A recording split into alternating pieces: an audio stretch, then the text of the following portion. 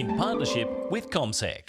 Joining us from CommSec is Tom Piotrowski. Good morning to you, Tom. I've had a look this morning. It seems to me like the markets are treading water a little bit to see what the US does in terms of their response to Iran. Is that your assessment this morning?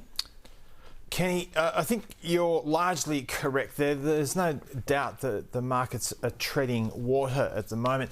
And that's interesting from the vantage point that there are a lot of headlines at the moment that arguably by themselves could move prices quite significantly. So there's a tension in place. It's just a question of what breaks that tension, or whether or not the temperature just gets taken down and then the markets can perhaps exhale. So I've offered nothing technical there, but in terms of the performance of the markets last night, you generally saw modest movements one way or the other. Buyers nor sellers were willing to commit themselves wholly to the market last night. You saw that in US trade last night. The S&P 500, having just closed, finished just in negative territory.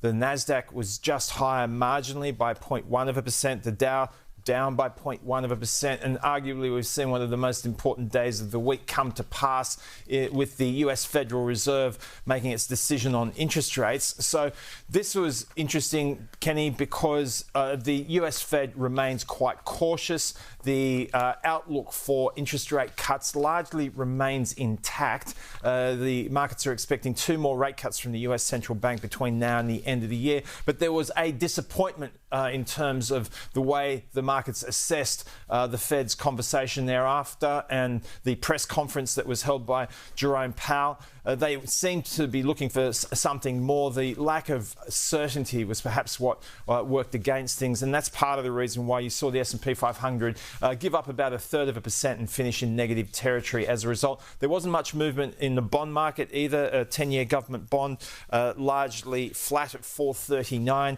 You've got gold prices down 0.75%, oil up by about 0.25%, the Aussie dollar trading at 65 US cents.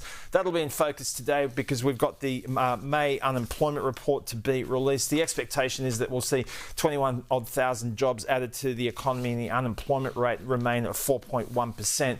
But that's coming back from a big job gain the previous month. So you could argue that the value of this has been diminished because of the hawkish tilt, the dovish tilt that we've seen from the RBA most recently. So it would have to be a pretty weak number to make an impression on the markets, who are already expecting the RBA to be cutting interest rates in the near to medium term.